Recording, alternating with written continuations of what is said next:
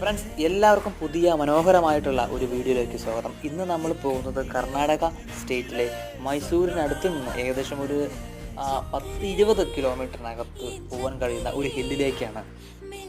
ആ ഹില്ലിന് മുകളിൽ എന്തൊക്കെയാണ് കാണാനുള്ളത്, പിന്നെ പ്രധാനപ്പെട്ട വ്യൂ പോയിൻറ്റ്സുകളുണ്ടെങ്കിൽ അത്, മറ്റുള്ള എല്ലാ കാര്യങ്ങളും ഉൾപ്പെടുത്തിക്കൊണ്ട് നമ്മളൊരു കിടിലൻ വീഡിയോ തയ്യാറാക്കിയിട്ടുണ്ട്.